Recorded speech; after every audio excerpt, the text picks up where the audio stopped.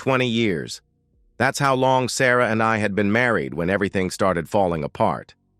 20 years of building a life together, of weathering storms that would have broken weaker couples, of choosing each other every single day even when it wasn't easy. I wasn't perfect. God knows I had my flaws. But I was faithful. Even when that redhead at the office made it clear she was interested, even when my college buddy's divorce left him prowling bars and begging me to join him, I came home to Sarah. Every night. That's what made the changes so jarring. It started with the phone. Sarah had always been casual about her cell, leaving it on counters, asking me to check her messages when she was driving. But suddenly it was glued to her hand, screen down on every surface, password locked for the first time in our marriage. She'd smile at texts in ways that made my stomach twist, little secret grins that never seemed directed at anything I'd said or done. "Who's that?" I'd ask, trying to keep my voice light. "Just work stuff," she'd say, but her fingers would curl protectively around the device. Then came the wardrobe changes. Sarah had always dressed nicely but practically. Comfortable jeans, modest tops, the kind of clothes that said married mom without apology. But she started shopping more, coming home with bags from stores she'd never frequented before. Tighter shirts, lower necklines, skirts that rode higher than anything she'd worn since college. When I complimented her new look, she'd shrug and say she was just trying to feel good about herself. I wanted to believe that. I tried to believe that. The distance grew like a cancer between us. Conversations that once flowed naturally became stilted, punctuated by her checking her phone. She'd sit across from me at dinner, physically present, but mentally somewhere else entirely. In bed, she went through the motions with mechanical efficiency, her mind clearly elsewhere. When I tried to talk to her about it, she accused me of being clingy and insecure. "You're being paranoid, Michael," she'd say, that edge creeping into her voice that I'd rarely heard before. "Can't a woman make some changes without her husband turning into a detective?" But I wasn't being paranoid. The evidence was everywhere once I started looking for it. She'd developed new interests, a sudden passion for hiking that required her to be gone every Saturday morning. She'd joined a book club that met Wednesday evenings and somehow never had much to say about what they'd read. Her explanations were too detailed, too rehearsed, like she'd practiced them. The criticism started around the same time. Everything I did was wrong, or at least not quite right. The way I loaded the dishwasher, how I handled conversations with the kids, my choice of restaurants, movies, even the way I breathed when I slept. Nothing was ever said directly, just little cuts that accumulated like paper cuts until I felt raw and bleeding. I began to recognize the signs of what my grandfather used to call a quiet disease, the kind of suspicion that eats at you from the inside, making you question everything you thought you knew. I'd catch myself analyzing every word she said, looking for lies in her expressions, feeling like a stranger in my own home. The security cameras were my decision, born from desperation and a need for truth. We'd had a few break-ins in the neighborhood recently, which gave me the perfect cover story. I told Sarah I thought we should look into a security system, and she agreed it was a good idea. I jumped on it with the enthusiasm of a drowning man grabbing a life preserver. If she was innocent, the cameras would prove it, and I could stop feeling crazy. If she wasn't, well, at least I'd know. I had them installed professionally, 4 cameras covering the main living areas, the front and back entrances, motion-activated and connected to an app on my phone. The technician explained how everything worked, how the footage was stored in the cloud, how I could access it from anywhere. Sarah seemed pleased with the security they provided, never suspecting they were really there to monitor her. She had no idea they would become the instruments of her downfall. The night I made that decision to install those cameras, I lay awake staring at the ceiling while Sarah slept peacefully beside me. I'd spent 20 years building a life with this woman, and now I was preparing to spy on her. The weight of that felt crushing, but the alternative, living in this limbo of doubt, was worse. I didn't want to be right about my suspicions. I wanted Sarah to prove me wrong, to show me I was just a paranoid husband going through a midlife crisis. I wanted our marriage to survive this rough patch and emerge stronger. But as I listened to her steady breathing in the dark, part of me already knew I was preparing for war. The divorce papers hit our kitchen table like a slap in the face, the manila folder sliding across the wooden surface with a sound that seemed impossibly loud in the sudden silence. Sarah had walked through our front door at 8:47 p.m. I remember the exact time because I'd been watching the clock, wondering where she'd been for the past 3 hours after her book club supposedly ended. She didn't even bother with pretense.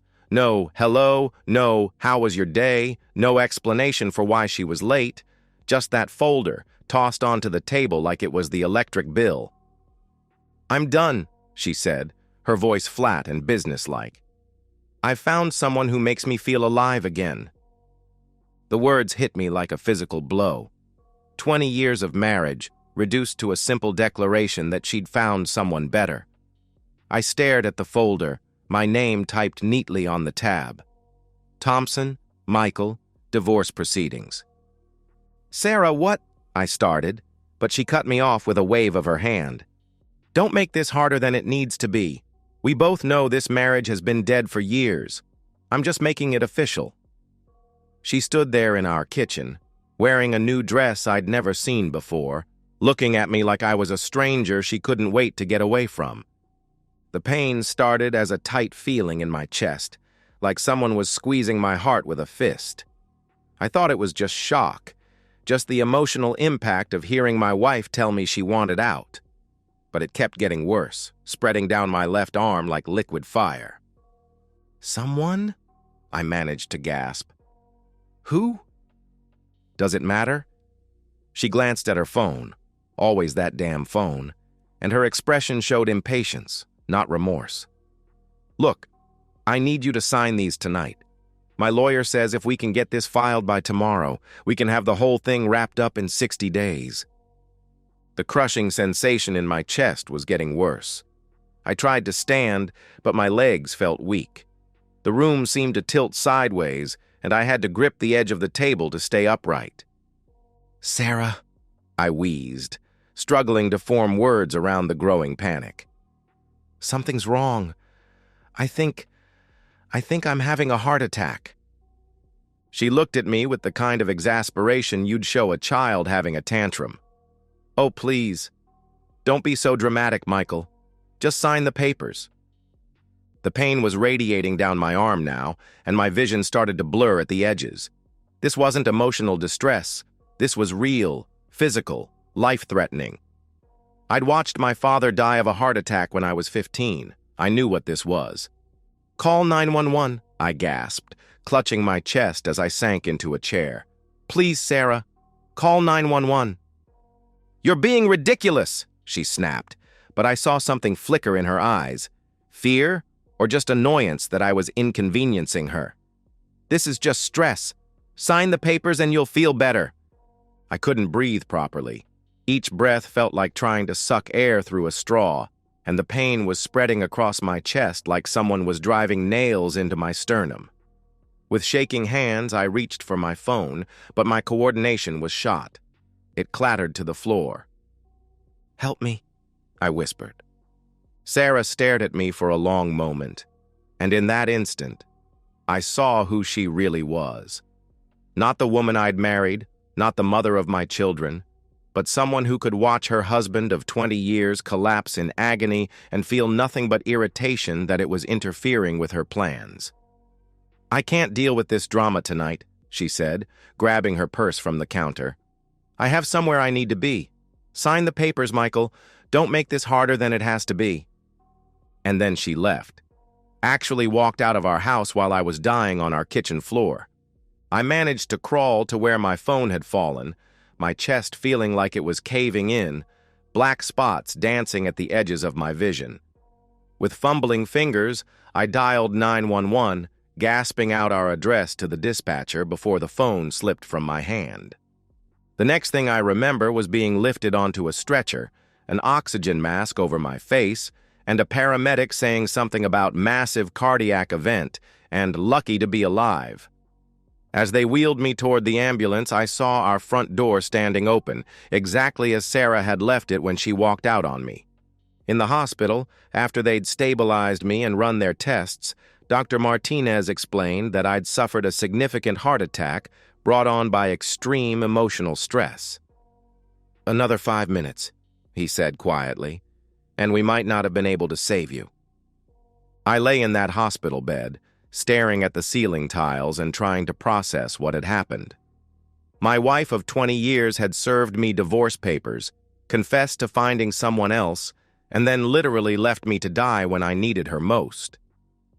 The monitors beeped steadily around me, proof that I was alive despite her abandonment. The marriage was over. That much was clear. But as I lay there in the darkness, listening to the sounds of the hospital around me, I realized something else. Sarah had made a mistake, a fatal, irreversible mistake that would define everything that came next. She'd shown me exactly who she was in my moment of greatest need. And now I knew exactly what kind of person I was dealing with. My son David arrived at the hospital first, still wearing his work uniform from the construction site, paint splattered on his jeans and concern etched deep in his face. My daughter Lisa came 20 minutes later, having driven straight from her apartment across town. They both looked scared, the kind of fear that comes from getting a call that says, "Dad's in the hospital." "Where's Mom?" Lisa asked, looking around the sterile room as if Sarah might be hiding behind the curtains. I'd been dreading this question for the past 6 hours, lying in that hospital bed and trying to figure out how to explain to my children that their mother had walked out on me while I was having a heart attack. How do you destroy someone's image of their parent without destroying them in the process? "She's not coming," I said finally. David frowned. "What do you mean she's not coming? Did she even know you were here?" "She knows." I closed my eyes, feeling the weight of what I was about to tell them. She was there when it happened. The silence that followed was deafening. I could hear the monitors beeping, the distant sounds of the hospital, but my children were absolutely still, processing what I'd just said. "Dad," Lisa said slowly, "what exactly happened tonight?" So I told them everything. About the divorce papers hitting the table, about Sarah's cold announcement that she'd found someone else, about collapsing with chest pains while she stood there checking her phone, about begging her to call 911 and having her tell me I was being dramatic, about her walking out while I was dying on our kitchen floor. "That's not," David started, then stopped. "Mom wouldn't do that.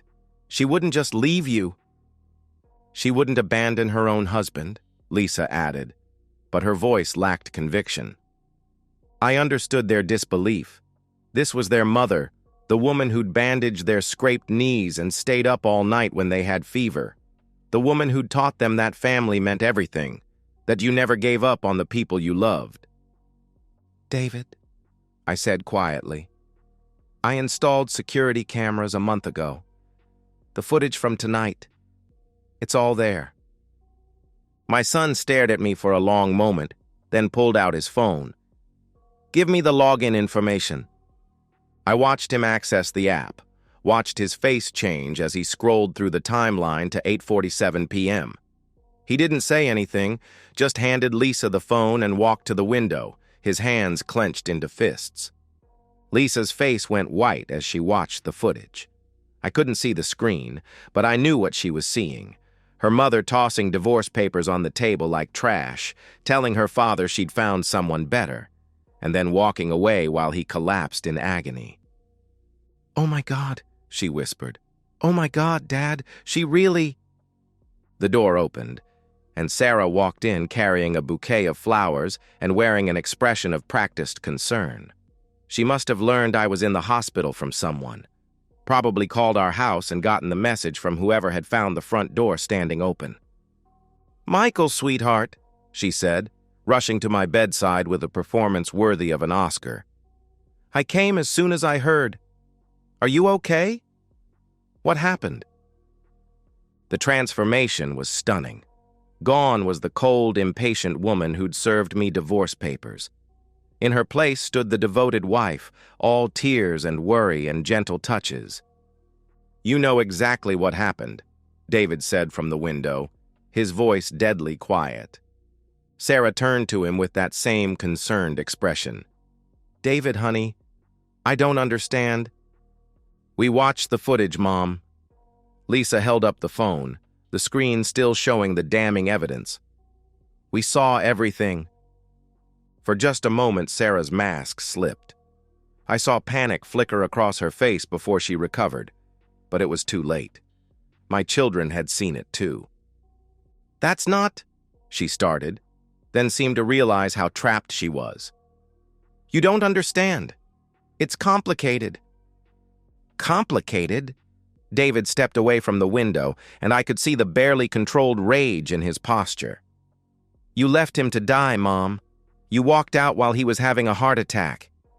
I didn't know he was really—" "Bull—" Lisa snapped, a word I'd rarely heard her use. "We watched it. We heard what you said. Don't be so dramatic. I have somewhere I need to be. You knew he was dying and you left anyway." Sarah looked between her children, seeing their unified front, their absolute disgust with her actions. The flowers in her hands suddenly looked ridiculous, a pathetic prop in a play no one was buying. "You left him to die," David repeated, his voice getting louder. "And for what? Some guy who's 10 years younger and doesn't even want you now?" "How do you—" Sarah started, then caught herself. "Oh, we know about him," Lisa said coldly. "We know about the hiking. We know about the book club. We know about all of it, Mom. The question is, was it worth it? Was your little midlife crisis worth destroying our family?" Sarah's composure finally cracked completely. "You don't understand what it's like," she said, tears starting to flow. 20 years of the same routine, the same conversations, the same everything. I felt like I was dying inside. And then I met someone who made me feel alive again, who made me remember what it was like to be wanted." "So you decided to kill Dad instead," David said flatly. The words hung in the air like a death sentence, because that's exactly what she'd tried to do, even if she hadn't admitted it to herself. She'd been willing to let me die rather than miss a night with her lover. "I want you out," I said quietly from the hospital bed. "I want you out of our house, out of our lives, and I never want to see you again." "Michael, please, get out," Lisa said, standing up, "before I call security and have you thrown out." Sarah looked at her children one more time, seeing nothing but disgust and disappointment in their faces. The family she'd destroyed for a few months of excitement was gone forever, and she was finally beginning to understand what she'd traded away. She dropped the flowers in the trash can on her way out, not even bothering with any more apologies or explanations. The door closed behind her with a soft click. David came over and put his hand on my shoulder. "We're with you, Dad. Whatever you need." Lisa nodded, tears in her eyes. "She's not our mother anymore. Not after this." As I looked at my children, my loyal, loving children who'd chosen their dying father over their selfish mother, I felt something I hadn't experienced in months. Hope. Sarah had made her choice when she walked out that door. Now we were making ours. The divorce proceedings were a massacre. Sarah walked into that courtroom 6 weeks later expecting a standard 50-50 split, maybe some alimony since I earned more, possibly even the house since she could claim emotional distress. What she got instead was a front-row seat to the complete destruction of her legal position. My lawyer, Janet Morrison, was a sharp-eyed woman in her 50s who specialized in high-conflict divorces. When I'd first shown her the security footage of that night, she'd watched in complete silence, then looked up at me with the expression of a shark smelling blood in the water. "Michael," she'd said, "in 30 years of practice, I've never seen evidence this damning. She didn't just abandon you, she left you to die during a medical emergency. No judge in this state will show her mercy." She was right. The footage played on a large screen in the courtroom, every damning second of it.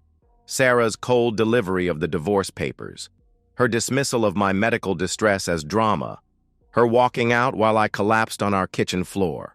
The audio was crystal clear, capturing every callous word.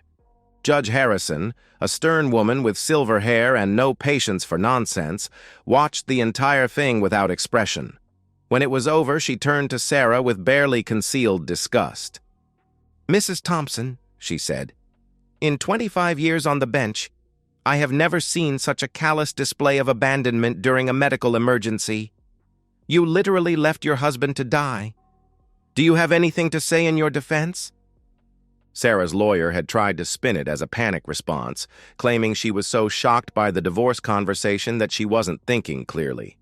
But the footage made a liar of that argument. There was no shock in her voice, no panic in her movements, just cold calculation and impatience. "Your Honor," Sarah said, standing shakily, "I know how it looks, but I was confused and scared." "Confused?"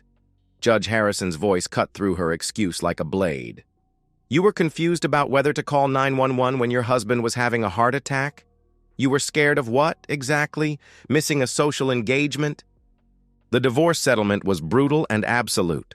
Sarah got nothing.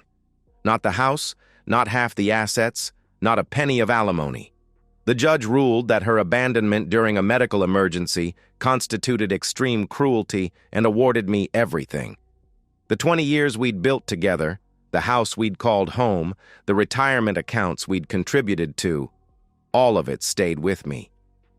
The court finds that Mrs. Thompson's actions on the night in question constitute such extreme abandonment and cruelty that no financial award is warranted, Judge Harrison declared.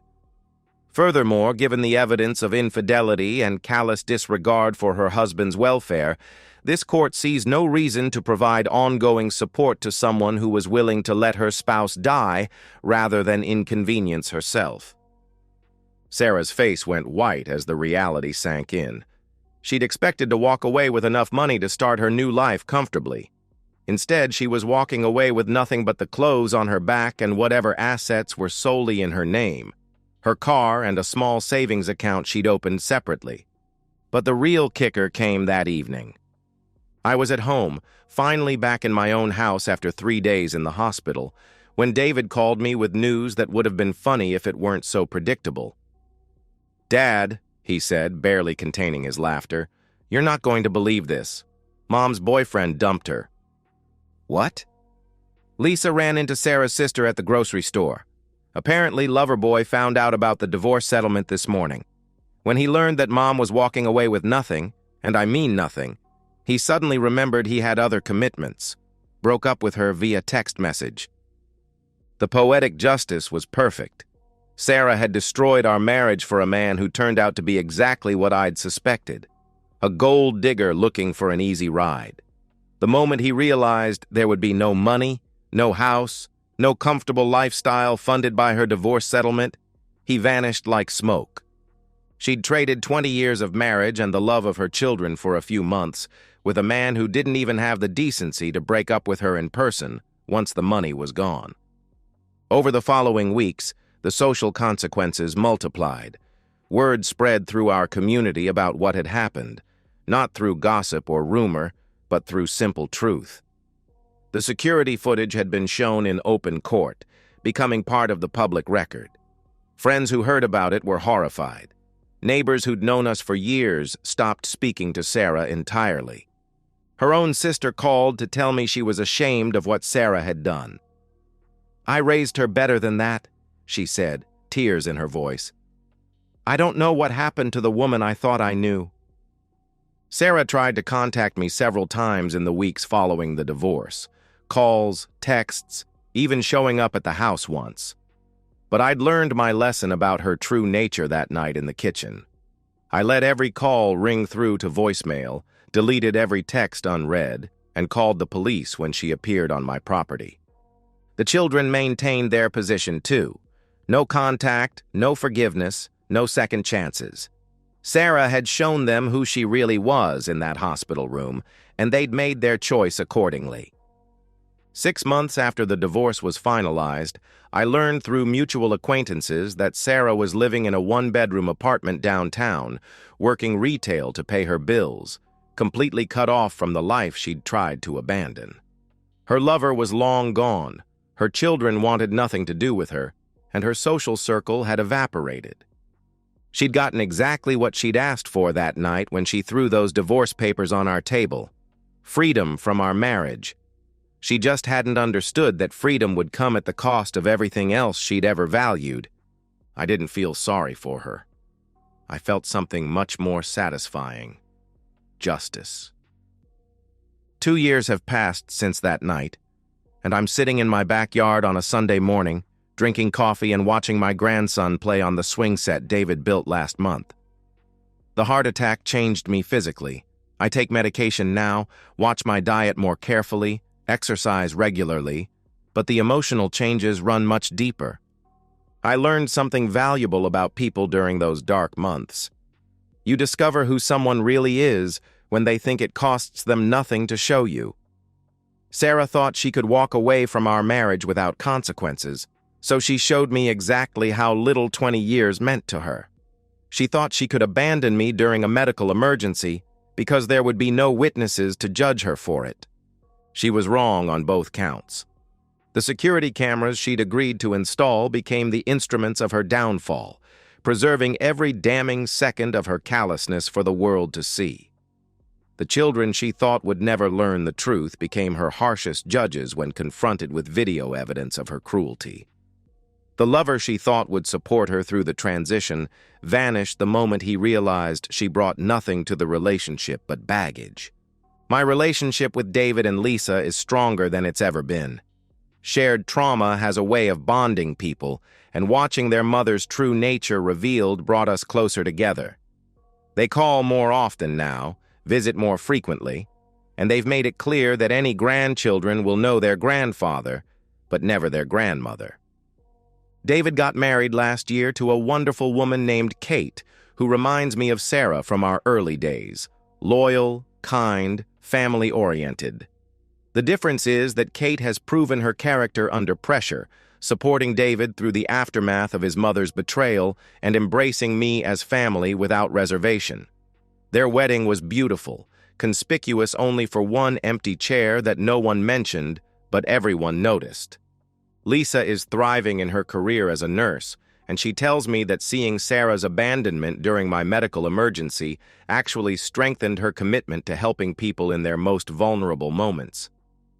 "I never want to be the person who walks away when someone needs help," she said once, and I could hear the echo of that night in her voice. The house feels different now, cleaner somehow, free of the tension and secrets that had poisoned it during Sarah's final months here. I've redecorated some rooms, made it fully mine in ways it hadn't been even when we were married. The security cameras are still there, but now they just provide peace of mind rather than evidence of betrayal. Sarah has tried to contact me periodically over the past 2 years. Birthday cards that go straight into the trash. Christmas gifts that get returned unopened. Phone calls that I let ring through to voicemail before deleting the messages unheard. She's reached out to the children too, but they've maintained their position of complete no contact. Through mutual acquaintances, I've heard fragments of her current situation. The retail job didn't last. She's had a series of short-term relationships with men who lose interest quickly. She's gained weight, lost friends, and according to her sister, spends most evenings alone in that small apartment, probably wondering how her life went so wrong so fast. The answer, of course, is simple. She made choices. She chose another man over her husband. She chose convenience over compassion. She chose temporary excitement over permanent family bonds. And when those choices led to consequences, she chose to blame everyone but herself.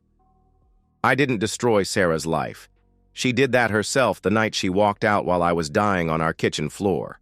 I simply refused to protect her from the natural consequences of her actions and allowed the truth to speak for itself. Sometimes people ask me if I feel guilty about how completely her life fell apart. The answer is no. I feel something much more valuable: peace. I learned that the best revenge isn't actively destroying someone who betrayed you. It's surviving their attempt to destroy you and building something better from the ashes they left behind. As I watch my grandson laugh on his swing, I think about the lessons this experience taught me. I know now that real love shows itself in moments of crisis, not in moments of comfort. I know that actions reveal character in ways that words never can. And I know that sometimes the most important thing you can do is simply refuse to enable someone's worst behavior, even when that someone is the person you once thought you'd love forever.